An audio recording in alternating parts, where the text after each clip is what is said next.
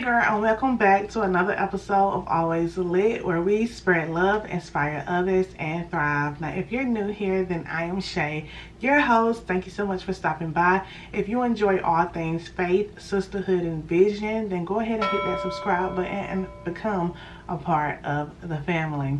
So let's go ahead and get into today's episode, which is Don't Get Stuck Sewing. Okay, so before we hop into today's episode, of course, I gotta let you all know what I'm loving this week. And this week, our item is coming from none other than our Love, Inspire, Thrive shop. I have on the Just Be You tee. If you are listening on podcast, then make sure you go check it out on the website at www.loveinspirethrive.com. So yeah, I love this tee. I just love the statement on this tee. It's short and sweet. Just be you.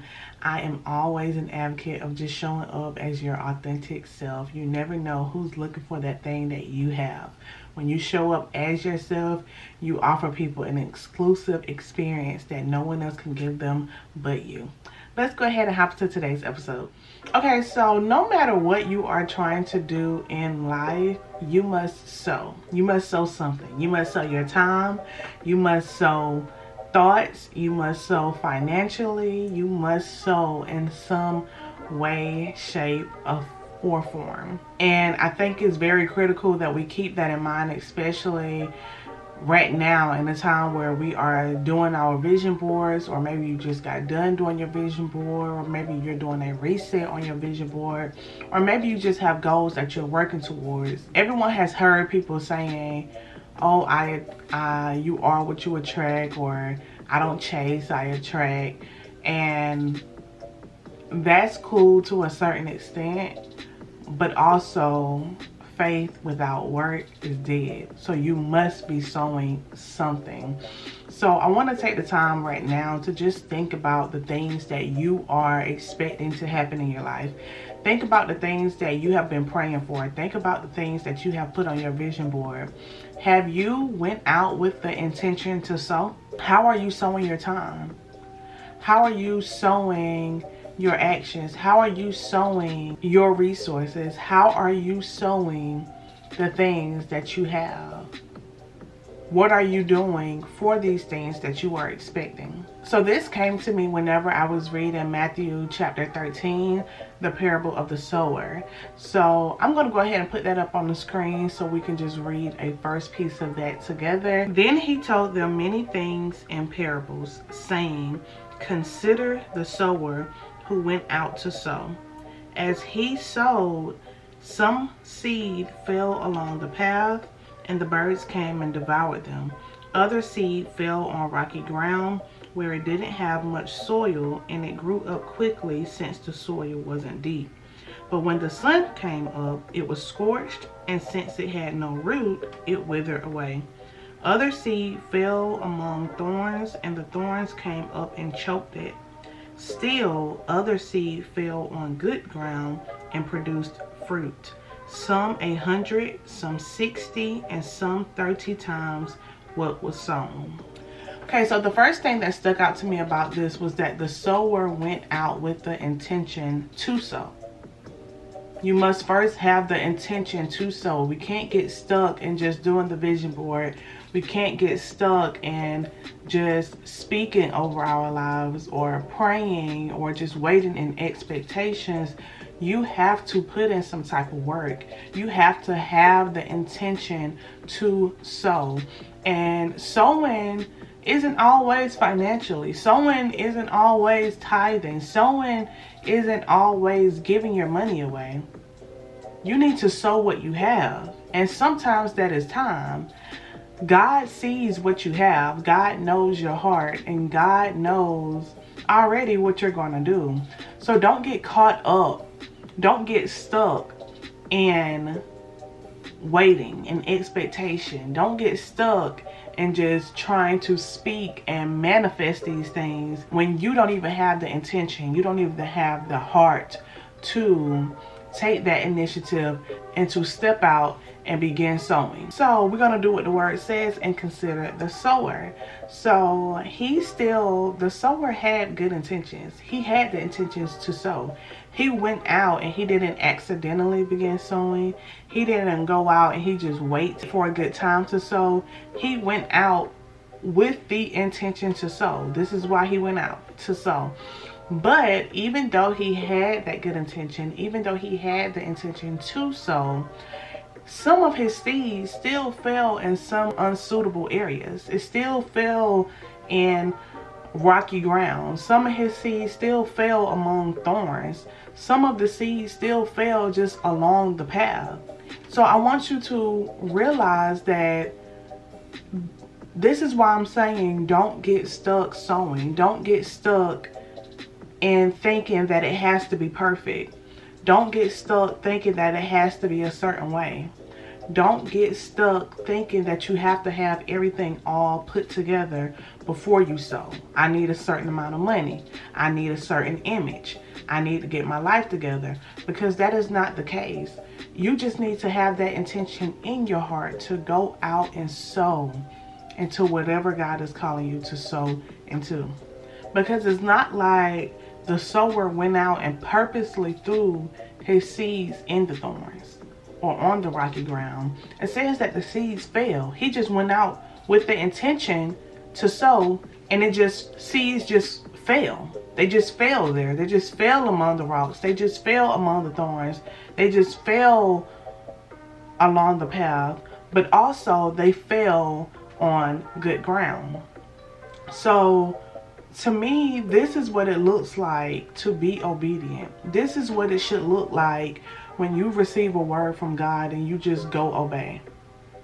You don't worry about the process. You don't worry about making it perfect. You don't worry about what the outcome is going to be, because that's not your job.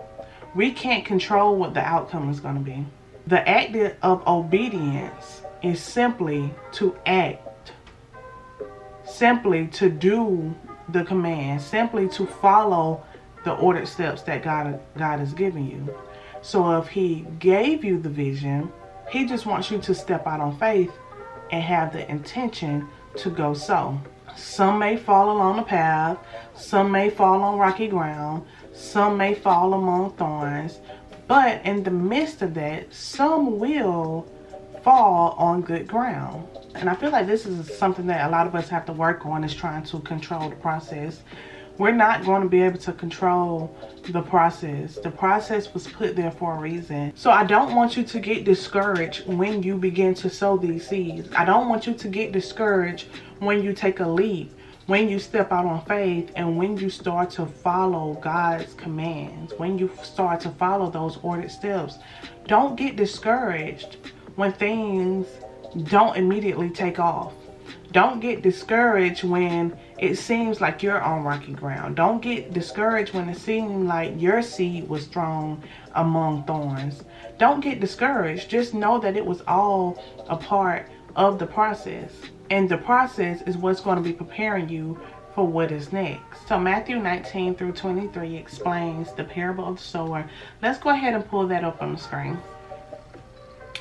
When anyone hears the word about the kingdom and doesn't understand it, the evil one comes and snatches away what was sown in his heart.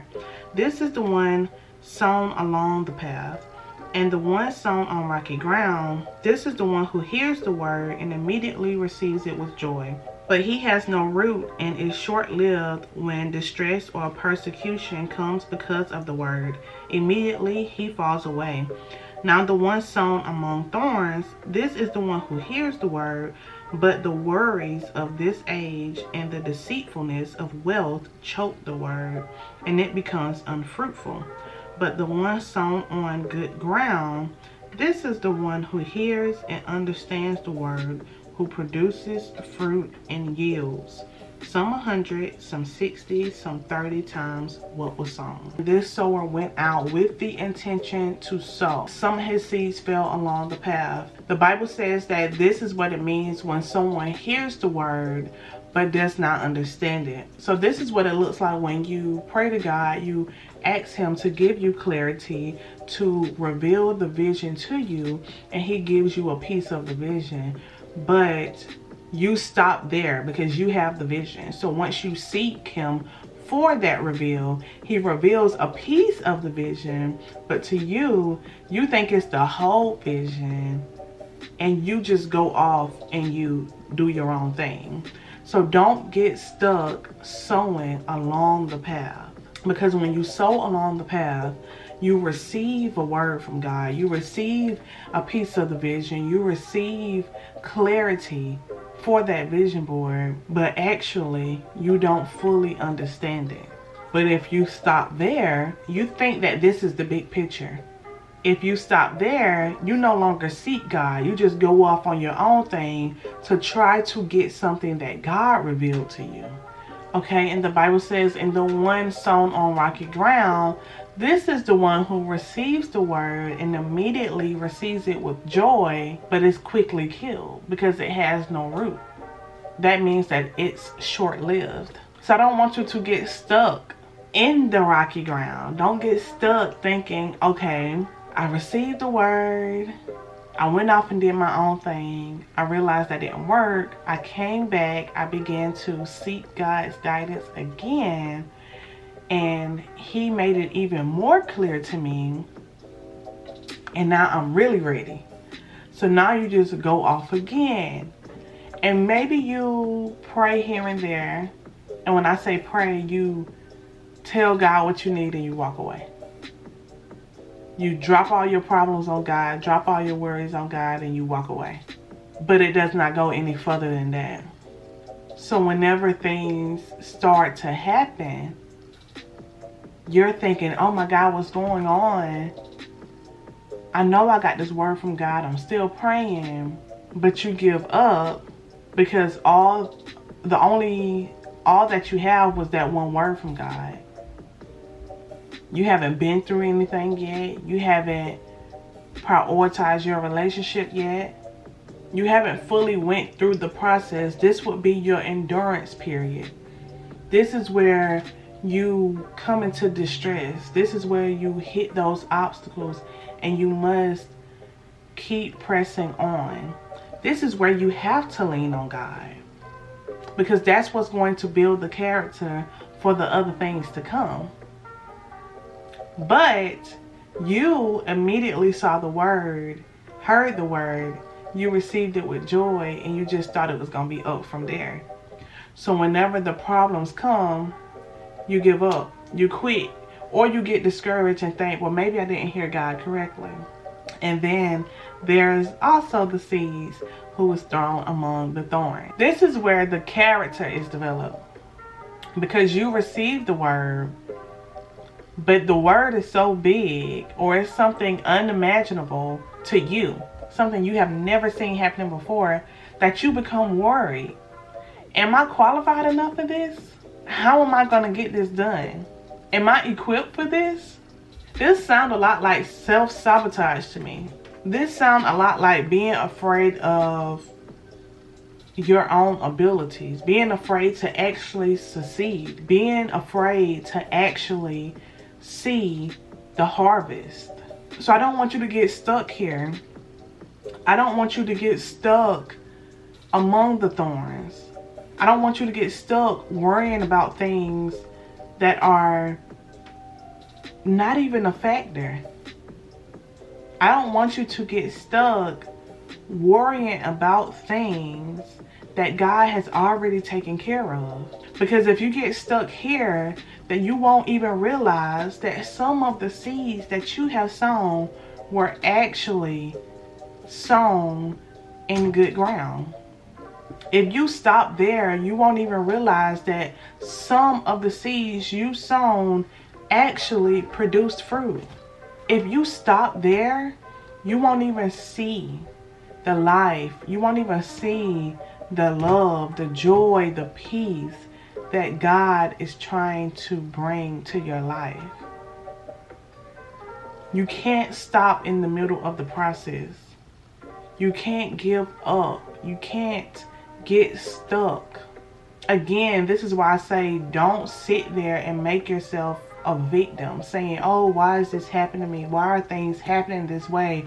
But instead, rejoice, worship that things are even happening. because this means that God is stirring things up in your life. He is preparing you for something much better. He is preparing you for the seeds that were sown on the good ground, that produced some 100, some 60, some 30 times what was sown. But if you get stuck, you won't even make it there. So girl, what I want you to do after watching this video is take the time to go look over that vision board. Take the time to go think about those goals, or just reflect on the things that you are expecting in life.